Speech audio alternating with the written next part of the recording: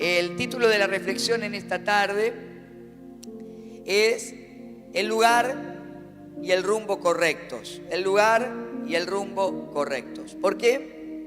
Porque bueno, este mes es el mes de volver a casa, ¿no? Y pensaba y reflexionaba en algo que el Espíritu Santo me estuvo trayendo estos días. Y tienen que ver con esto, con que Dios tiene preparado para nosotros un lugar y tiene preparado un rumbo, un camino a seguir en nuestra vida. Es que la Biblia dice que Él ya nos predestinó antes de que nosotros ya lo conociéramos, antes de que naciéramos, antes de que aún fuéramos formados en la panza de nuestra mamá, ya Dios nos pensó. Amén. Ya Dios nos ideó, nos diseñó, porque Él es el creador. Y Él nos entretejió en oculto, dice, en el vientre de nuestra madre. Y nacimos como personas únicas, irrepetibles, maravillosas, porque fuimos creados por la mano preciosa del Creador. Así que mirá lo que tenés al lado, si estás acá o ahí en San Martín, mirá lo que tenés al lado, o si hay alguien en tu casa y decirle, sos maravilloso o maravillosa. Decirle, sos maravilloso. ¿Sí? ¿Lo crees? Sí, somos maravillosos, porque somos creación de Dios. Y en esa creación maravillosa que Dios ha hecho con nosotros, Dios también preparó un lugar para nosotros. Un lugar espiritual, un lugar en el que nacemos, una tierra en la que nacemos. Y tenemos que estar agradecidos a Dios por haber nacido en Argentina, los que somos argentinos, o en la tierra en la que naciste si sos extranjero. Y darle gracias a Dios también si, siendo extranjeros, Dios nos manda a otra tierra con un propósito. Porque es el lugar que Dios preparó para vos y para mí. ¿Amén? Dios nos dio una familia en la que nacemos, un hogar en el que nos criamos. Dios nos dio también y nos preparó un lugar y un hogar espiritual en el que nacemos, la iglesia en la que conocemos al Señor. Y a veces, por las situaciones de la vida, podemos haber cambiado de congregación y Dios nos da un hogar donde podemos ser restaurados. Y por eso acercarte a Jesús es una casa espiritual, una familia de fe que también recibe a aquel que tal vez había perdido el hogar espiritual. Y vuelve a los brazos de papá y encuentra aquí un hogar y una familia. Amén. Y aprendemos a caminar juntos. Y en ese camino hay una dirección a seguir. Dios nos va guiando los pasos. Pero ¿qué nos pasa cuando por situaciones de la vida, a veces por golpes, a veces por pruebas, a veces por nuestras propias inseguridades, temores, nuestras propias rebeldías, perdemos el rumbo o nos movemos del lugar que Dios tiene? Necesitamos volver. Necesitamos volver. Volver a casa, volver al lugar. Y esto le pasó a Elías, un gran profeta, y ustedes la saben, la mayoría de la historia, otros tal vez no, la podemos escuchar por primera vez. Pero a Elías le pasó esto. Elías era un hombre de Dios, fue un gran hombre de Dios. Un hombre que nació en un lugar y en una época que Dios preparó, en el tiempo de los reyes en Israel. En un tiempo en el que la nación de Israel estaba dividida entre el reino del norte y el reino del sur. Le tocó nacer en un pueblo, en un país dividido. Le tocó nacer en un tiempo donde Dios usaba a hombres y mujeres para levantarlos y hablar en su nombre. Y le tocó ser uno de esas personas. Le tocó ser el profeta de Dios en esos tiempos. Y le tocó hablar en un tiempo difícil donde el pueblo se había vuelto a la idolatría y se había apartado de los caminos de Dios. Y le tocó ser un hombre con una unción muy especial de parte de Dios, porque fue un profeta que Dios lo usó con grandes señales. Y no solamente señales en la vida cotidiana, porque él tuvo manifestaciones de Dios en casa, por ejemplo, de la viuda, de viudas, o en milagros cotidianos en la vida de las personas, sino también en grandes manifestaciones, como cuando en ese momento tal vez pudiéramos decir más épico de su ministerio, Él ora para que caiga fuego del cielo frente a todo el pueblo de Israel. Y se acuerdan, en el Monte Carmelo, y termina acabando con los profetas, ¿no es cierto?, que adoraban a los Baales, falsos profetas, y termina logrando, y termina con una gran hazaña en la cual todo el pueblo se arrepiente y vuelve a Dios. Pero en el medio de todo eso tenemos un hombre, un ser humano. Y a veces cuando nosotros vemos personas que logran grandes hazañas, nos cuesta ver que hay un ser humano allí. Detrás de ese gran profeta, detrás de ese gran pastor, detrás de ese gran líder, detrás de esa gran persona que alcanza éxitos, incluso con gran fama, como fue Elías, hay una persona de carne y hueso. Todos somos de carne y hueso. Y las cosas grandes que hacemos de parte de Dios son por misericordia de Dios. Pero sufrimos, nos cansamos, ¿o no? Nos duelen las mismas cosas que a todo el mundo. Nos pasa. Tenemos una familia, tenemos un trabajo, tenemos situaciones que enfrentar en la vida cotidiana que a veces hacen que las cosas se hagan difíciles. Y a Elías le pasó eso. Y dice que después que hizo esa gran hazaña, obviamente todos pasamos, cuando hacemos cosas muy importantes en nuestra vida o tenemos grandes logros, como por un pico, ¿no?, de adrenalina, y después viene el momento en el que nosotros descansamos, pero también a veces nos desplomamos y nos paramos a ver cómo estamos y qué está pasando alrededor nuestro. Y si en medio de todo eso viene una amenaza o viene algo que nos causa una inestabilidad, y tal vez podamos reaccionar como reaccionó Elías. Elías tuvo un pico tremendo de éxito ministerial, de adrenalina en todo lo que estaba haciendo.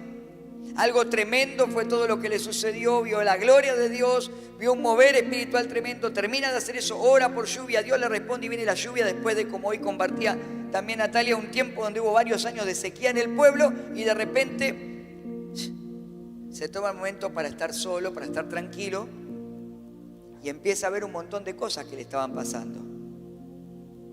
Se empieza a sentir solo, empieza a darse cuenta que peleó la batalla solo y que está cansado, y en el medio de todo eso le llegó un mensaje, como si dijéramos un WhatsApp, pero nada más que en ese tiempo el WhatsApp era el mensajero que llegaba con el mensaje de alguien, y ese mensajero le trae un mensaje y le dice lo siguiente. Primera de Reyes, capítulo 19, dice, versículo 1, cuando Acab llegó a su casa, le contó a Jezabel todo lo que Elías había hecho, incluso la manera en que había matado a todos los profetas de Baal. Entonces Jezabel, la esposa del rey, le mandó este mensaje a Elías: que los dioses me hieran e incluso me maten si mañana a esta hora yo no te he matado, así como tú los mataste a ellos. Elías tuvo miedo y huyó para salvar su vida, y se fue a Berseba, una ciudad de Judá, y dejó allí a su sirviente, y luego siguió solo todo el día hasta llegar al desierto. Se sentó bajo un solitario árbol de retama y pidió morirse. Basta ya, Señor, quítame la vida, porque no soy yo mejor que mis antepasados que ya murieron. Entonces se acostó y durmió debajo del árbol. Y mientras dormía, un ángel lo tocó y le dijo: levántate y come. Y Elías miró a su alrededor, y cerca de su cabeza había un poco de pan horneado sobre piedras calientes y un jarro de agua. Así que comió y bebió y volvió a acostarse. Entonces el ángel del Señor regresó y lo tocó y le dijo: levántate y come un poco más. De lo contrario, el viaje que tienes por delante será demasiado para ti. Entonces se levantó y comió y bebió, y la comida le dio fuerza suficiente para viajar durante 40 días y 40 noches hasta llegar al monte Sinaí, la montaña de Dios, y allí llegó a una cueva donde pasó la noche. Vamos a dejar hasta ahí y luego seguimos leyendo un poquito más. Pero escuchen esto, miren lo que le pasó a Elías, un hombre de carne y hueso. Dice que recibe la amenaza. Ahora ya no estaban las luces del escenario, ahora ya no estaban los aplausos de la gente, ya había pasado todo y estaba solo en su casa. Y entonces en ese momento lo encuentra vulnerable y recibe esta amenaza de muerte. ¿Y saben qué pensaba? Y les quería compartir la reacción de Elías. es una reacción diferente a otras reacciones que vemos en la historia del profeta. Elías no era una persona de echarse para atrás. No había sido un cobarde. Era un hombre al que los demás le temían, le tenían miedo. Los propios reyes lo mandaban a buscarlo para encontrarlo y si posible matarlo, porque le tenían miedo por el poder de Dios que obraba en él. Y ellos no estaban haciendo las cosas bien delante de Dios. ¿Cómo puede reaccionar? Y pensaba y quería compartirte cómo los momentos que vivimos, las situaciones difíciles, a veces esos momentos que nos desestabilizan, hacen que cambiemos nuestra manera de actuar y podamos decir, este no es el Néstor que yo conozco, este no es el Juan que conozco, esta no es la María que conozco. A veces hasta ni nosotros mismos nos reconocemos y decimos, ¿cómo puede ser que esté reaccionando así? Y vamos a ver qué fue después lo que le pasó a Elías, porque Elías confiesa después delante de Dios qué es lo que le está pasando. Pero este no es el Elías que conocemos. Un Elías que dice que se llena de miedo y que comienza a salir del lugar que Dios tenía para él y a tomar un rumbo que no era el que Dios había preparado. Así que con el miedo que a él le agarra, dice, huye para salvar su vida. Y se fue a Berseba, una ciudad de Judá, y dejó allí a su sirviente. Comienza a irse del lugar donde Dios tenía preparado para él su actividad espiritual, su ministerio, su propósito. Y luego dice que y deja allí a su sirviente. El sirviente, el criado, era la persona que lo acompañaba al profeta y le llevaba los elementos que él usaba en su trabajo, que era su trabajo, en este caso, de anunciar la palabra de Dios. Así que el dejar allí a su sirviente también indica que Elías dejó allí el servicio a Dios. Dejó allí todo lo que tenía que ver con su ministerio. Y dice que comienza a caminar solo. Y quería compartirte esto, porque nosotros somos hijos de Dios, hijas de Dios, y somos siervos y siervas de Dios. Y como te dije al principio, tenemos un lugar y un camino a seguir. Y cómo nos pasa cuando vienen los momentos difíciles, cuando viene el momento de la prueba, o viene el momento del temor, o viene el momento en el que nuestro corazón comienza a enfriarse de las cosas del Señor y empezamos a actuar diferente.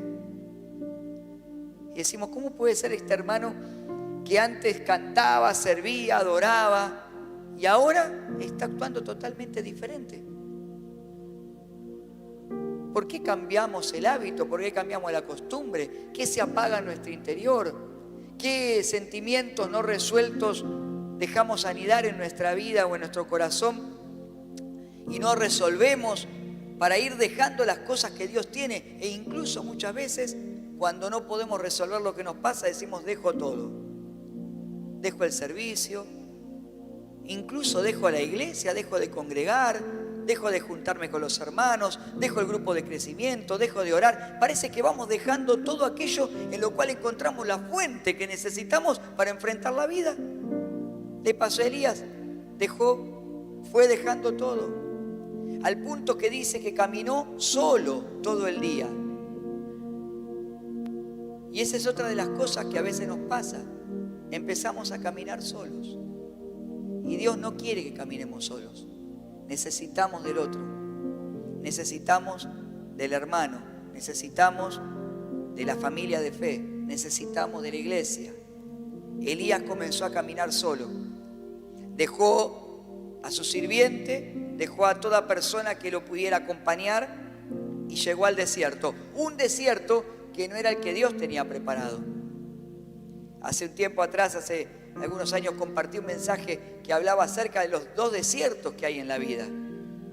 Hay desiertos a los cuales Dios nos manda, como el desierto al que Dios mandó al pueblo de Israel, que cruzar ese primer tiempo, ese circuito de la salida de Egipto hasta la futura llegada a Canaán. Era un desierto preparado por Dios para que el pueblo cruzara. Pero luego hubo un segundo caminar por el desierto después de la desobediencia de esos padres que desobedecieron, dice la palabra de Dios, en el desierto, y transitaron 40 años más por un desierto que Dios no tenía preparado, pero que fue consecuencia de su conducta.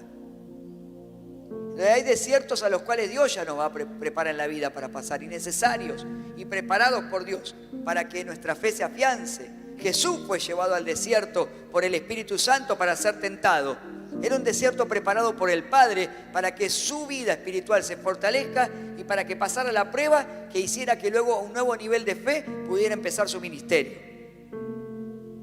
Pero también hay desiertos en los cuales nos metemos solitos por nuestros pecados, por nuestra desobediencia o por ir quedándonos solos sin la palabra necesaria, sin el momento, sin esa ayuda, sin ese acompañamiento. Y entonces, así como Elías entró en un lugar al que Dios no tenía preparado, y ese desierto iba a significar la muerte para él, a tal punto que él mismo pensó en morirse.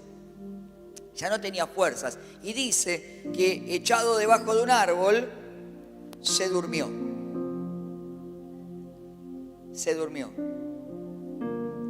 Cuando hay un hijo de Dios, una hija de Dios, que se corre del lugar el que Dios le dio, que comienza a caminar un camino que Dios no le pidió que camine, y que entra en un desierto en el cual Dios no preparó para su vida, entra en un sueño espiritual. Porque el sueño de Elías es mucho más que un sueño natural o biológico, sino es un sueño espiritual. ¿Por qué? Porque un ángel tuvo que despertarlo. Un ángel tuvo que despertarlo. Entonces, era un sueño espiritual, era un letargo espiritual. Era un momento en el cual estaba adormecido y no podía detectar la actividad espiritual del Señor en su vida. Cuando dejamos de experimentar la presencia de Dios y nos dormimos espiritualmente, entonces necesitamos que Dios nos despierte. ¿Cuántos dicen amén? Por eso Dios le envía un ángel, y el ángel dice, ¿no es cierto?, que lo tocó y le dijo, levántate y come. Cuando alguien está dormido espiritualmente necesita levantarse, despertarse y comerlo, el alimento espiritual que Dios tiene. Por eso en este tiempo estamos orando por aquellos cristianos que se alejaron del camino de Dios, aquellos hijos, hijas que salieron de la casa de Dios, para que se despierten. El hijo pródigo, cuando estaba lejos de casa, estaba adormecido, estaba anestesiado, no se daba cuenta. Y se dio cuenta cuando se despertó, porque dice, volviendo en sí, dijo, se dio cuenta, se despertó. Volveré y regresaré e iré a la casa de mi padre y le diré, me doy cuenta, ¿qué estoy haciendo acá? Perdí todo.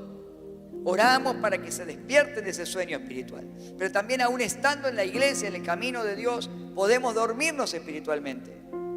Y podemos estar dejando las cosas que Dios no nos dijo que dejáramos.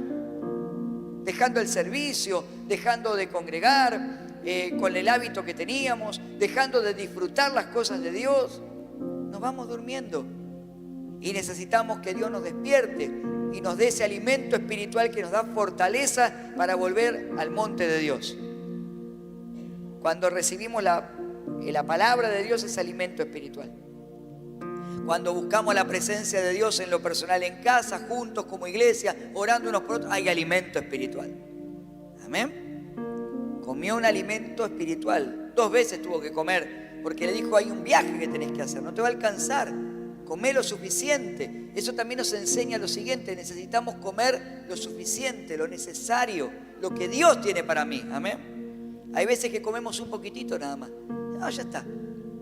Necesitamos comer todo lo que Dios tiene preparado para nosotros. Recibir todo lo de Dios, no una parte, porque Dios tiene preparada la porción justa para cada uno de nosotros, para que nos alcance para el viaje que tenemos que realizar. Amén.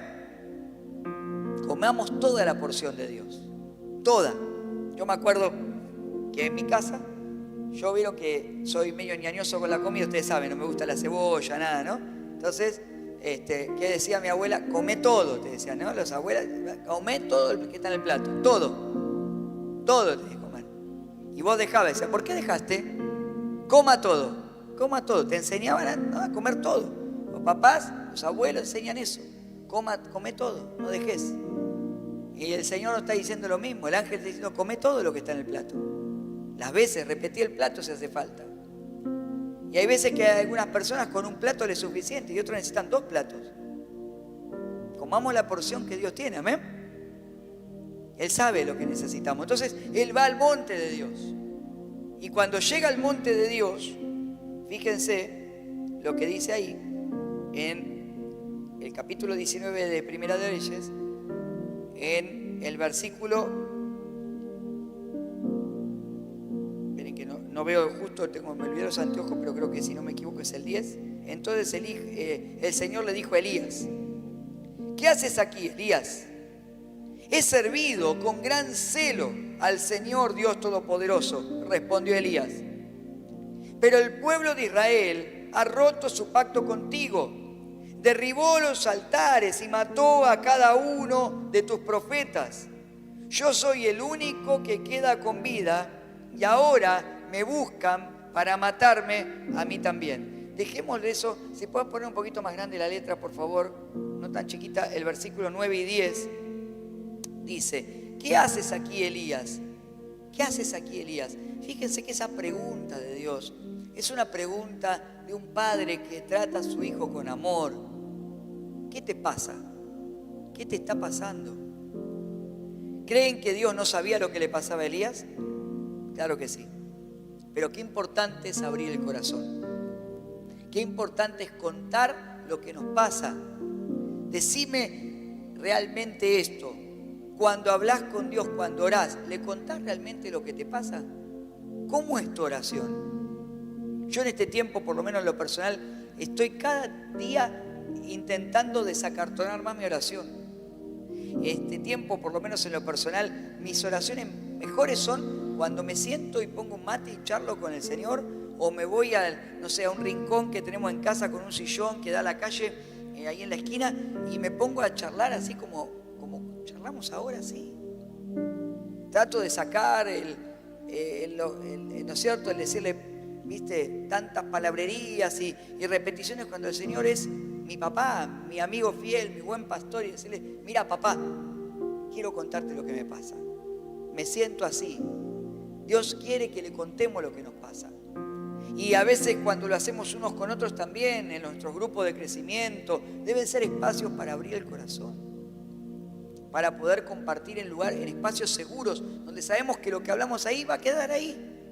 Ese es nuestro acuerdo, nuestro espacio seguro para saber que no va a filtrarse, ni tampoco vamos a ser juzgados con lo que hablemos, sino contar lo que nos pasa. Y Elías tenía que contarle a alguien, porque literalmente se sentía así. Y cuando él dice, el versículo 10 le cuenta, dice, he servido con gran celo al Señor Dios Todopoderoso, respondió Elías. Fíjense que lo primero que hace es poner el ministerio por delante. Mirá que yo soy tu siervo, Señor, mirá que yo he servido. Porque tenemos esa tendencia a veces a decir, bueno, mirá, pero yo no te fallé, Señor, yo traté de hacerlo mejor. Pero mirá lo que me pasa, ahí comienza a hablar. Pero el pueblo de Israel ha roto su pacto contigo. Y ahí él comienza a ver todo, a contar lo que le estaba pasando. Él está diciendo, yo te serví, pero los otros no. Mirá todo lo que hice y el otro no hizo nada. ¿Cuánto nos pasa a veces? Mirá todo lo que me esforcé y el otro. Son cosas que nos pasan los seres humanos. No estaba exento Elías, no estamos nosotros. A veces el ministerio nos cansa. A veces el ministerio es ingrato, tiene un sabor agridulce. A veces el ministerio nos hace sentir solos y en una situación de injusticia. ¿Por qué yo, Señor, que hace tantos años que estoy en la iglesia, yo que sirvo, yo que no falto a ningún culto, mirá todo el esfuerzo que hice y me pasa esta situación? ¿Alguien tal vez se siente identificado o se ha sentido así? Bueno, nos pasa. Mira, Señor, todo lo que dejé para poder ayudar en la obra, todo lo que hice para servirte, pero nadie me está ayudando ahora. El pueblo abandonó su pacto. Me siento solo. Eso a veces nos pasa también a los líderes, a los pastores. Cuando una vez se sirve un montón y a veces tal vez la persona a la que vos esperabas no te responde igual y sentís que es injusto. O aquel al que le di tanto no me retribuye. O aquel al que formé y preparé para que sirva conmigo no sirve ahora conmigo y no está trabajando a la par. Y nos sentimos frustrados, como le pasó a Elías. Es más, él miró y dice, mirá aún aquellos a los que yo preparé, a los que yo le prediqué o le anuncié o les dije, derribó los altares y mató a los profetas. Estoy solo. Elías se sentía solo y pudo abrir su corazón. Ese era el verdadero problema.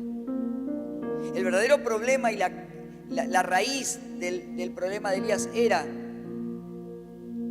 que cuando pasó la euforia del ministerio, cuando pasó el momento más épico de todo, cuando se apagaron las luces del escenario, cuando terminó el gran evento y volvió a su casa, se sentía solo. Y entonces en la soledad vino la amenaza. Y cuando nos sentimos solos, las palabras del enemigo suenan más fuertes, más agudas, más amenazantes de lo que tal vez puedan ser. De hecho, Jezabel estaba totalmente desarmada y acá porque habían perdido un montón de sus seguidores con la gran victoria de Elías y habían muerto un montón. Estaba debilitado el poder político y el poder militar de Acab y de Jezabel. Pero ahora sonaba más amenazante la palabra porque Elías se sentía solo.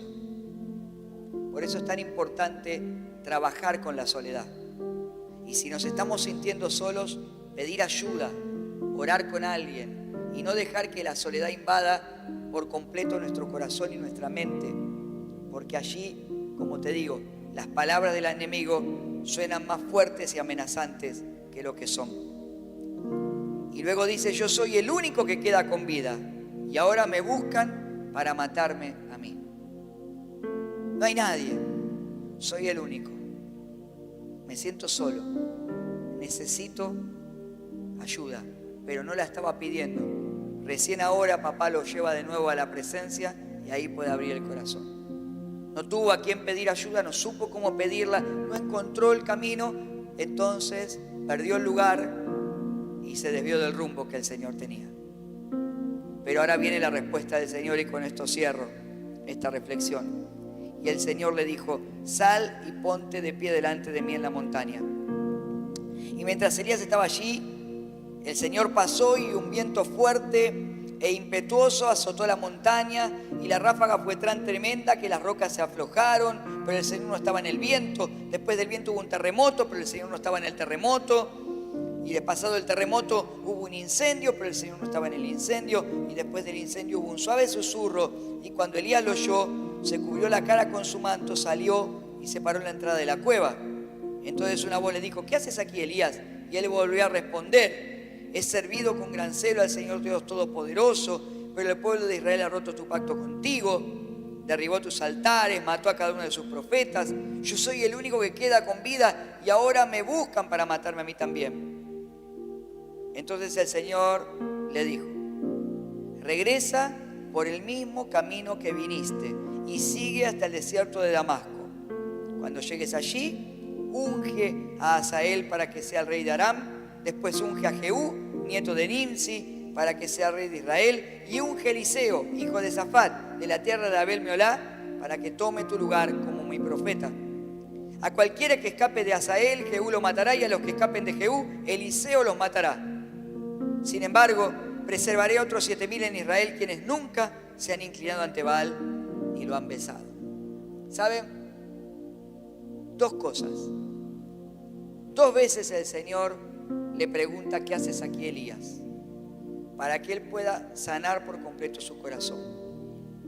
2 porciones de alimento le dio el ángel, 2 veces el Señor lo ministra. Lo necesario hasta que la obra esté completa. Amén. y él pudiera volver al lugar y al rumbo correcto. Lo primero que hace el Señor es ajustar la sintonía fina de Elías, porque Elías no podía escuchar claramente la voz de Dios y no podía identificar las señales que Dios tenía para ese tiempo. Elías había estado en un momento donde se había movido con el fuego, con las grandes señales, con el ruido, con el barullo, pero ahora necesitaba la quietud del silbo apacible, del viento suave, del susurro, para ministrar en lo profundo de su corazón. Miren, hay momentos en los que Dios nos usa de una manera en la cual públicamente hace cosas. Dios nos puede usar para nuestra familia, Dios nos puede usar para hablarle a un compañero de trabajo, Dios puede usarnos para que lo sirvamos, pero hay momentos en los cuales tenemos que dejar que el Señor también trabaje en lo profundo del corazón, donde ese suave susurro va ahí, a esas cosas que tal vez no hablamos con todos, pero que necesitamos trabajar en la comunión íntima con el Señor. ¿Cuántos me están entendiendo? Y ahí en la comunión íntima le vuelve a preguntar y Elías le vuelve a confesar lo que le pasa, y ahora el Señor, habiéndolo ministrado, habiéndolo restaurado, habiéndole hablado en el lenguaje y en la forma en que él lo pudiera entender, le recalibra el GPS, diríamos, ¿no? Y le dice: Elías, estás en el lugar equivocado y te cambiaste de rumbo. Volvé por el mismo camino que hiciste. Nunca tendrías que haber salido donde estabas. Y ahora vas a seguir la ruta que yo ya había preparado para vos. Y ahí le da la ruta. Y le indica todo lo que él tenía que hacer. Elías creía que su tiempo se había terminado, creía que ya no había más nada para hacer. Había hecho lo que a veces escuchamos, yo la otra vez lo compartía, y hoy se escucha mucho en estos tiempos donde cuesta tanto mantenernos firmes en las convicciones y en los lugares en los que tenemos que estar. Dejo todo. Y tenemos que nosotros como hijos de Dios destituir esas dos palabras, el dejo todo. Tiene que romperse eso, porque yo creo que hasta hay algo espiritual fuerte detrás de eso moviéndose hoy, incluso en la iglesia de Cristo. Dejo todo.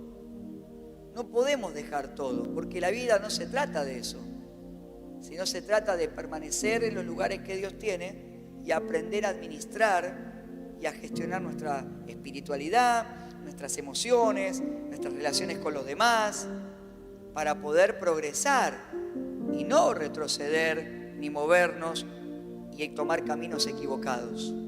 Tengo que sacar ese pensamiento, no puedo dejar todo, necesito aprender a gestionar. ¿Cuántos me están siguiendo? Eso es lo que Dios tiene. El dejo todo no me va a llevar a otro lugar que no sea un desierto en el que Dios no me indicó. Y habrá momentos en que alguien, el Señor, le pueda dejar todo. Mira, hay momentos en que Dios nos puede permitir un descanso, un tiempo de algo, pero el dejar todo es una sensación interna que busca un escapismo de la realidad que estoy viviendo. Y a veces la válvula que primero, ¿no es cierto?, salta, el fusible que primero salta es: me dejo de congregar, o dejo de asistir al grupo de crecimiento, o dejo de servir, pero está indicando algo detrás de eso. Es como Elías, dejó primero el sirviente, pero después terminó dejando todo lo demás hasta quedarse sin ganas incluso de vivir. El dejo todo está indicando una condición espiritual interior en la cual no puedo sentirme pleno con mi vida, con quién soy, con lo que tengo y hacia dónde voy. Y ahí es donde tengo que trabajar, en lo profundo. Por eso necesito abrir el corazón, porque las demás son válvulas de escape o fusibles que van saltando, pero están indicando algo más profundo. Por eso hay personas que cuando no pueden administrar esto que te estoy compartiendo, su sentido de propósito, su plenitud en la vida, que solo la puede traer el Espíritu Santo cuando caminamos en los caminos de Dios, cuando permanecemos firmes en los planes que Él tiene, en el lugar y en el camino que Él trazó, voy haciendo saltar los fusibles. Y salta el fusible en el caso del cristiano, de la iglesia, salta el fusible del problema con el líder, del problema con el hermano, pero después salta otro fusible, salta el fusible del matrimonio, y entonces y bueno, me separo, salto el fusil de los hijos, y bueno, no puedo criar, suelto a mis hijos porque no puedo atenderlos porque tengo tantos problemas que no puedo incluso ocuparme del problema de mis hijos, suelto el fusible del trabajo porque bueno, la verdad que no, y así me voy quedando sin las cosas que Dios ha puesto en mi camino para que administre y no para que deje. ¿Cuántos están aquí? Dios te da las cosas para que las administres, no para que las dejes. Necesitamos administrar. Entonces, Dios, ¿qué le dice a Elías? No tenés que dejar nada, Elías. Tenés que aprender a administrar las cosas para este tiempo, con la sabiduría para este tiempo, con la unción para este tiempo, que es distinto al que pasó antes. Porque hubo un antes y un después de la caída de los profetas de Baal, del momento de la lluvia. Hay un momento, hay temporadas en nuestra vida. Y no podemos a veces administrar las cosas de una temporada con las herramientas o la forma de ver de la temporada anterior. ¿Amén? Entonces tengo que aprender. Y Elías, ¿qué le dice el Señor? Vos no tenés que dejar nada. Ahora, vos estás mirando a Acab y a Jezabel, pero eso ya no tiene más nada que ver. Tenés que ungir a Asael para que sea rey de Aram y después a Jehú para que sea rey de Israel. Hay nuevos reyes, hay nuevo tiempo. ¿Se dan cuenta cómo Dios lo redirecciona al tiempo que estaba viviendo, que tenía que vivir? Luego dice, ahora tenés que pensar que tu ministerio va a tener un legado y vas a ungir a Eliseo como tu sucesor.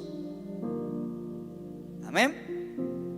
No tenés que dejar nada, solo tenés que redireccionarte, tener sabiduría para este tiempo, recibir lo nuevo que Dios tiene. Y a veces también nos desenfocamos porque nos quedamos mirando cosas que pasaron o queriendo hacer las cosas en un formato que ya caducó, cuando Dios está trayendo nuevos formatos en nuestra vida para el tiempo que estamos viviendo. ¿Amén? Y eso lo puedes aplicar a cualquier área. A tu vida económica, a tu vida personal, familiar, ministerial. Necesito la actualización del sistema operativo. Tenés que ponerte la última versión del sistema operativo del cielo. Y esa solo la conoce el Espíritu Santo. Y te la va a revelar a vos para tu tiempo, para mi tiempo y a todos para este tiempo.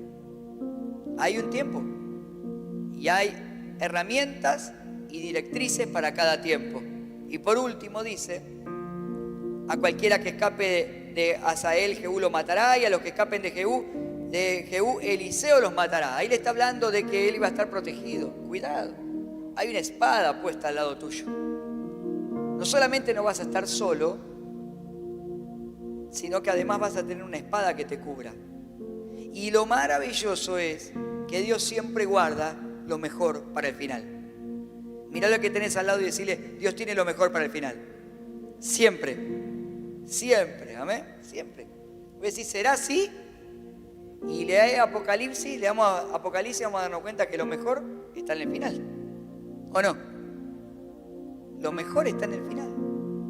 Cuando leemos los capítulos finales de Apocalipsis decimos, ¡wow! Todavía no está lo mejor está por llegar. Lo mejor lo tiene reservado para el final el Señor. Y eso es lo que mantiene nuestra expectativa de fe activa. Cuando vos y yo dejamos de pensar que lo mejor está por venir, perdemos la fe. Y Elías se quedó mirando la gloria pasada y el formato pasado, pero no podía ver que habían cosas mejores por delante y diferentes. Entonces está muy bueno recordar las cosas grandes o las glorias o los éxitos del pasado como testimonio, porque no podemos perder, eso es nuestro testimonio. Pero siempre tenemos que saber que Dios tiene preparado algo mejor y que está por venir. Y no perder la expectativa por la sorpresa de Dios. Y Dios a veces se guarda cosas que no nos dice. Y como un papá que ama a sus hijos, y a veces decimos, tengo esto preparado y no se lo voy a decir todavía, voy a esperar. Se lo voy a decir o se lo voy a dar cuando termine los estudios. Se lo voy a dar, este regalo, el día que se case, el día que traiga a mi primer nieto. Y cuando llega ese momento uno le dice, mira, esto lo tenía preparado especialmente para esta ocasión. ¿O no? Leí sobre esto y hay historiadores o teólogos que dicen que los 7000 profetas que el Señor tenía guardados, escondidos, no se los dijo a Elías por una cuestión estratégica para evitar que Acab, que los estaba buscando, y Jezabel los mataran. Pero también otros dicen, bueno, pero Elías lo podría haber guardado y haberlo guardado en secreto y haber estado tranquilo y haber ejercido más tranquilo su ministerio si yo le hubiera dicho de antemano, che, anda tranquilo, pelea con todos que hay 7000 esperándote, que te van a cuidar y te van a guardar y los tengo guardados especialmente para vos. Sin embargo, no existe, y los teólogos no se ponen de acuerdo, por qué Dios espera hasta el final para decirle a Elías, después de todo este desierto, quédate tranquilo. ¿Sabes que hace un montón de tiempo que tengo escondidos 7000 personas que te van a acompañar en esta nueva etapa? Dios siempre tiene lo mejor para el final. Yo no sé qué el Señor tiene guardado para vos, pero yo sé que papá tiene algo guardado especial para esta nueva temporada. ¿Cuántos lo creen? Y tiene algo especial preparado para mí. Solo tenemos que permanecer, confiar en Él, y si aún en algún momento nos corrimos del rumbo, nos movimos del lugar, dejemos que el poder del Espíritu Santo nos levante, nos alimente, nos resintonice y nos dé el GPS con las directrices correctas y los recursos correctos para esta temporada. Y caminemos en todo lo que el Señor tiene. Amén.